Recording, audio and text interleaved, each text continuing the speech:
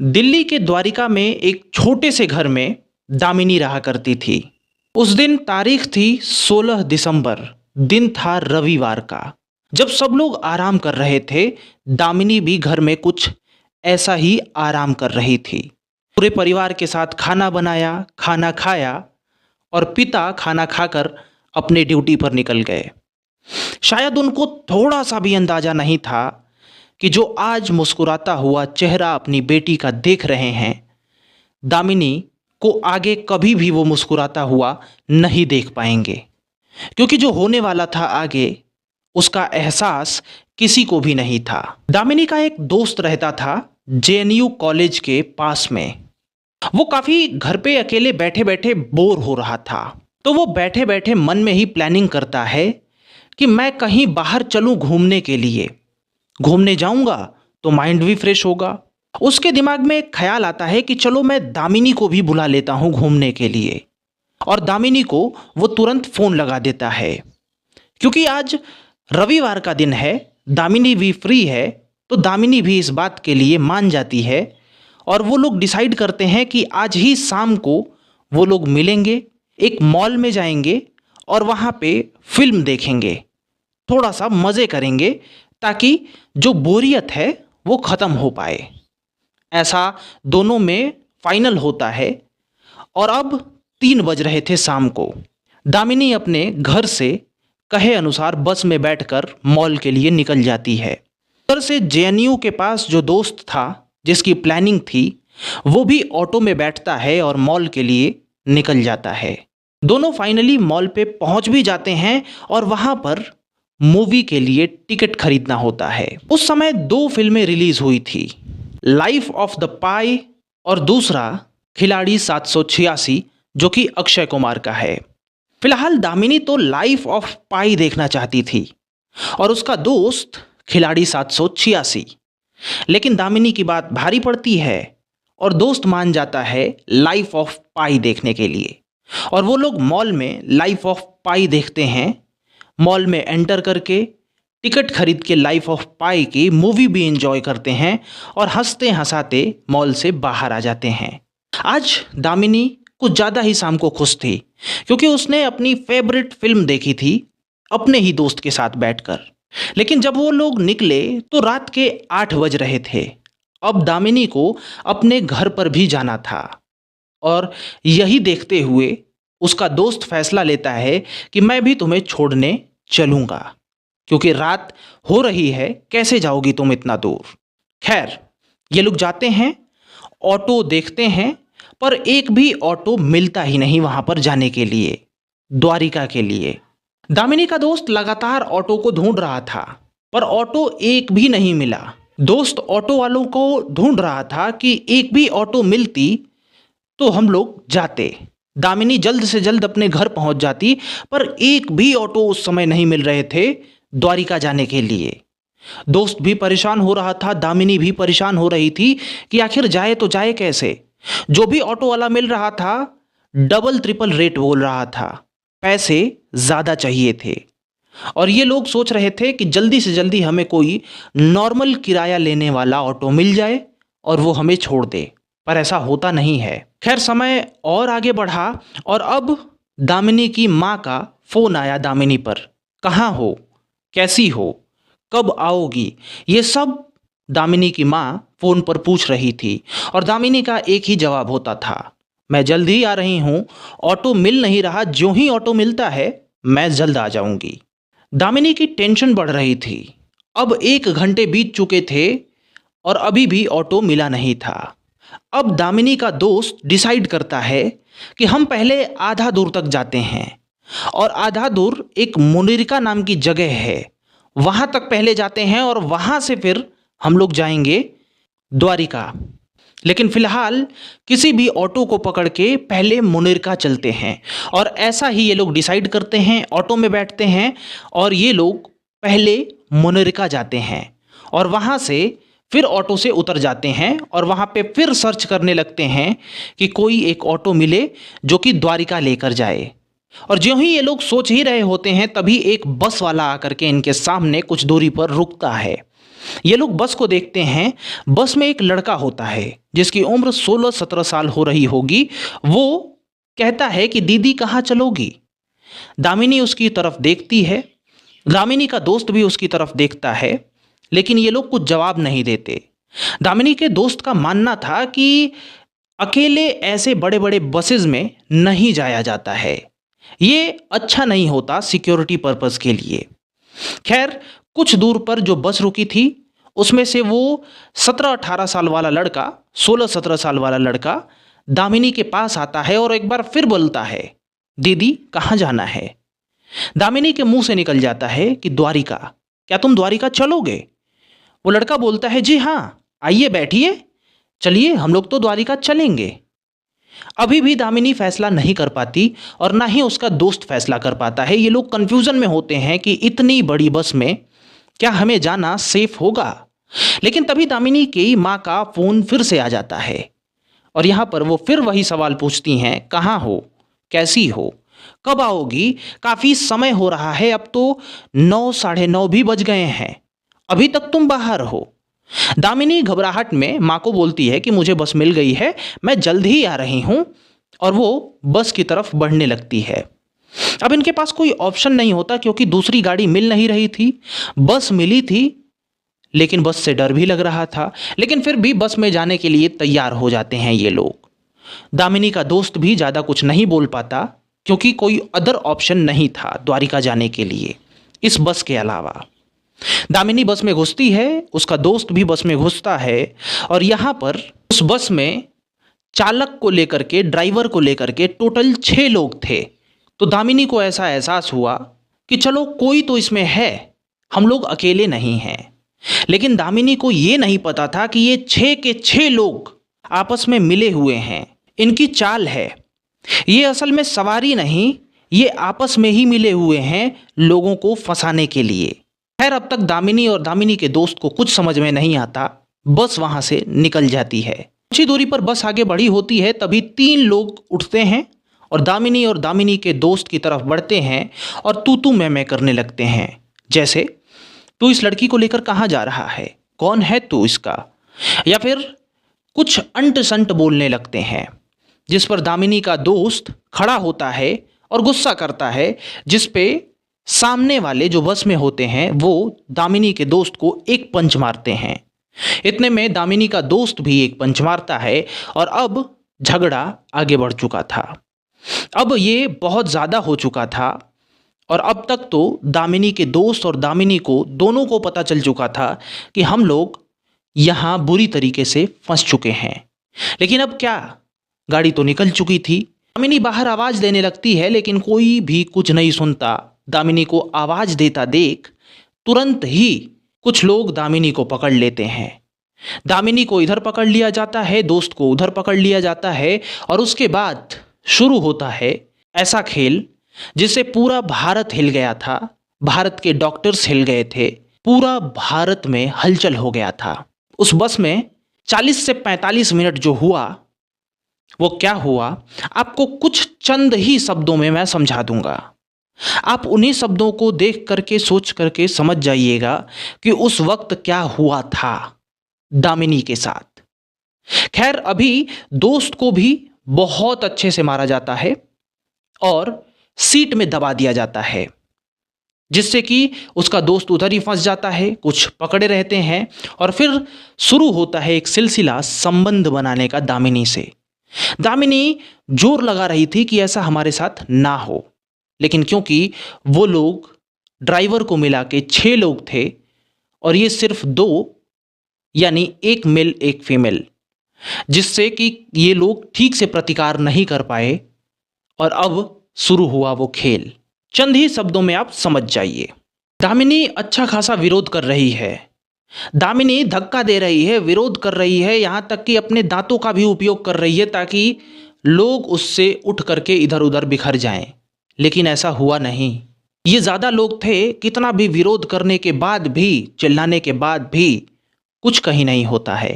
दामिनी वैसे ही पड़ी रहती है और अब क्योंकि वो विरोध कर रही थी, इसी वजह से एक व्यक्ति, एक जो आरोपी होता है, वो लोहे का रॉड निकालता है और जो पार्ट्स होते हैं वहां पे डाल देता है, लोहे का रॉड। आप समझ रहे हो? अगर इतने में ही आप समझे तो ठीक है, क्योंकि आप समझ ही गए होंगे मेरे अनुसार कि वहां पे क्या होता है। और अब वक्त था, जब 40 से 45 मिनट बीत जाते हैं, अब वक्त था कि इन्हें खत्म किया जाए और बाहर फेंक दिया जाए और बस मुक्त किया जाए इन लोगों से। एक समय यह भी आता है, एक अंधेरी जगह होती है, रोड का किनारा होता है। दामिनी और दामिनी के दोस्त को दोनों को गेट से फेंक दिया जाता है ताकि अब इन लोगों से मुक्त हो जाएं ये लोग। उन्हें ये अंदाजा लग चुका होता है कि ये लोग अब खत्म हो चुके हैं, पर ऐसा था नहीं।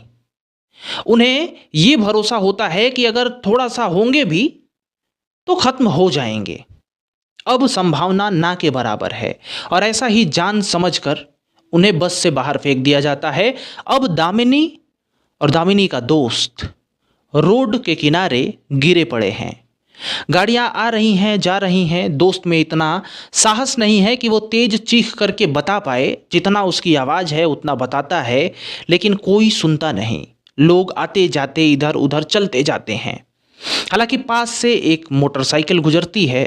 पहले भी बहुत सारे वाहन गुजरे थे, लेकिन वो शख्स वहां पर रुकता है, देखता है और पुलिस को फोन घुमाता है। जल्द ही पुलिस वहां पर पहुंच जाती है। पुलिस के पहुंचने के बाद फिर वहां पर पुलिस आपस में ही उलझ जाती है, किस थाने का मैटर है, क्या है, कैसे ले जाया जाए।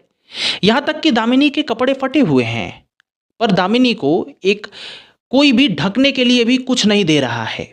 वहां पर लोग इकट्ठा हो गए हैं, लेकिन ये नहीं कि इतनी ठंड में कोई उसे कुछ उड़ा दे। नहीं, ऐसा नहीं हुआ। पता नहीं लोग क्या कर रहे थे। खैर, बहुत समय के बाद जाकर के पुलिस तय करती है कि अब इन्हें हम एक अस्पताल लेकर के चलते हैं, क्योंकि अभी तक इतना समय गुजर जाने के बाद भी एम्बुलेंस वहां पे नहीं आई थी। समझिए कि दिल्ली का ये घटना है और एम्बुलेंस आने में ज़्यादा वक्त लगा। तो पुलिस अपने पीसीआर में ही उठा करके इन लोगों को लेकर जाती है हॉस्पिटल। सफदरगंज हॉस्पिटल ये लोग पहुंचते हैं। ये हॉस्पिटल काफ़ी दूर था। पास में भी बहुत सारे हॉस्पिटल्स थे, लेकिन पुलिस दूर के हॉस्पिटल में लेकर के जाती है। लेकिन खैर, लेकर के जाती है। जो दामिनी है इसको तो भर्ती कर दिया जाता है, लेकिन जो दोस्त है उसको कहीं बिठा दिया जाता है। जबकि दोस्त भी पिटा बहुत था, लेकिन पुलिस इसको बिल्कुल छोड़ देती है। अजीब सी बात है, पर ये उसका दोस्त ही कह रहा है अभी इंटरव्यू में। खैर, उसके दोस्त को भी कुछ समय में स्ट्रेचर पर ले जाया जाता है। आते हैं, फिर लेकर के जाते हैं और फिर एक जगह पे उसको भी शिफ्ट किया जाता है। यहाँ पे उसके दोस्त पर ज़्यादा ध्यान दिया ही नहीं जाता। दोस्त ठंडे के मारे ठिठुर रहा था, क्योंकि ठंड बहुत ज़्यादा थी, दिसंबर का महीना था। पर दोस्त को देखने वाला कोई था ही नहीं। वो मदद मांगता है और कहता है कि मुझे फ़ोन दो, अपने परिवार को मैं बता दूं। लोगों से भी मदद मांगता है, लेकिन लोग मदद नहीं करते, अपना फ़ोन तक नहीं देते हैं।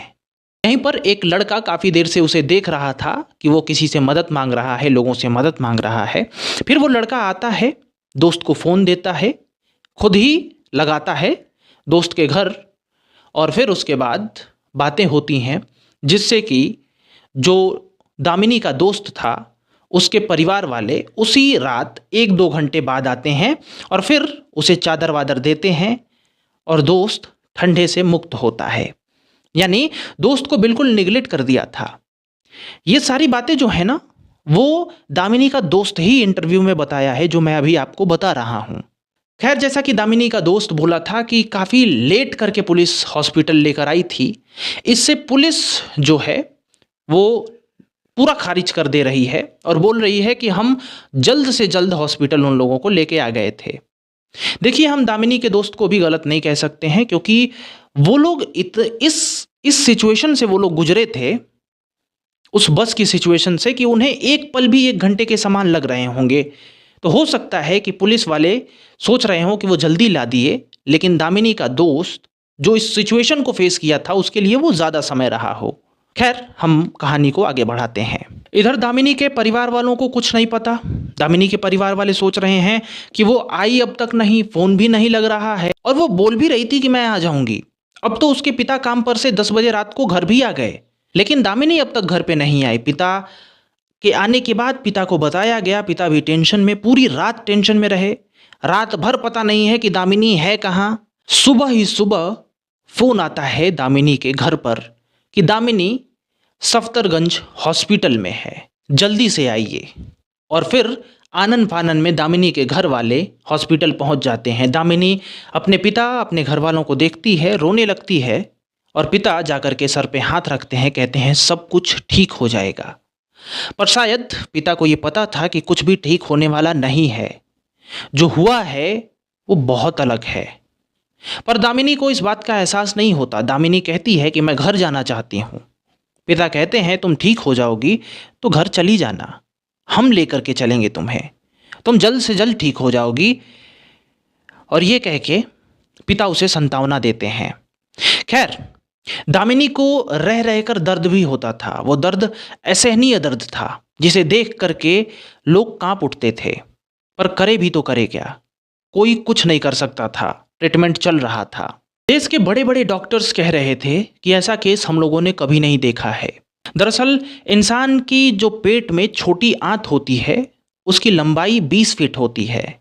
जो उन लोगों ने दामिनी के साथ किया था, इस वजह से दामिनी की आंत पूरी डैमेज हो गई थी, 1 फीट भी सही नहीं थी, ऐसा मीडिया रिपोर्ट्स बताती हैं।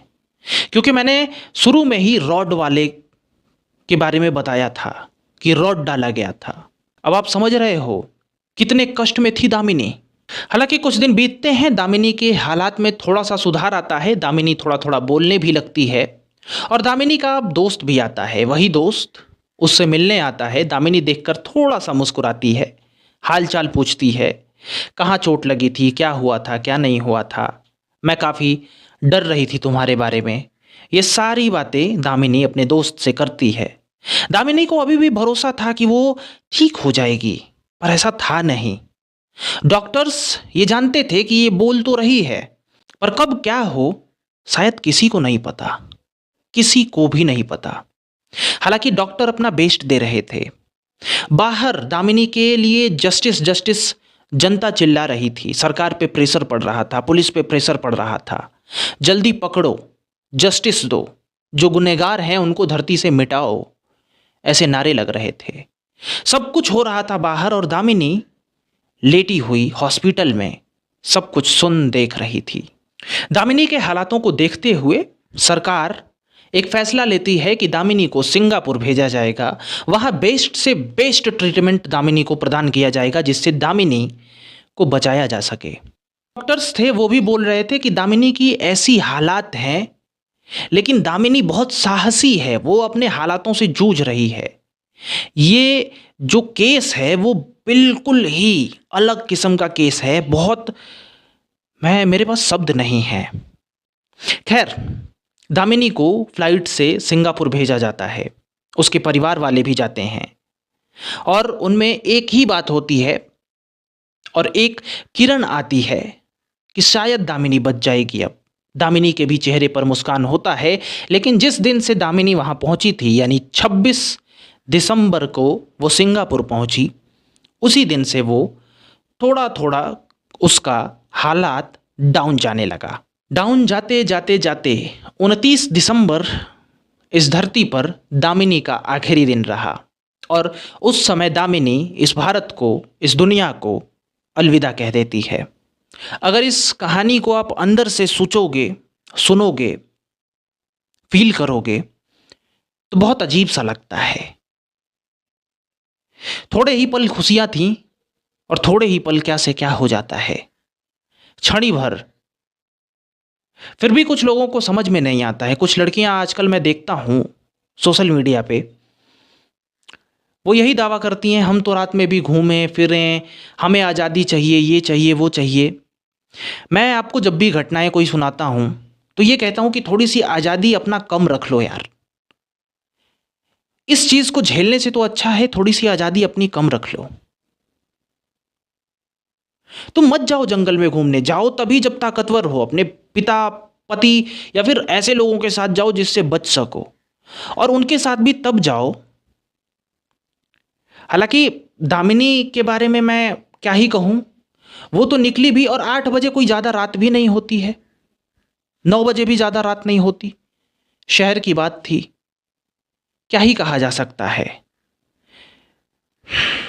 खैर आप लोग बताइए, और दूसरा पार्ट हम ज़रूर लाने की कोशिश करेंगे, जल्द से जल्द लाने की कोशिश करेंगे, जिसमें दामिनी के जो साथ हुआ था, जिसने किया था, जिन लोगों ने किया था, उनको फांसी की सज़ा हुई थी।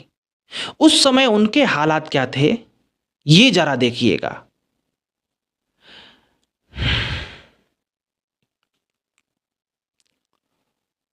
मैं ज़्यादा नहीं बोल रहा, क्योंकि मेरे पास शब्द नहीं है। मैं पढ़ता हुआ अंदर से फील कर रहा था एक्चुअली। चलिए मिलते हैं। राम राम।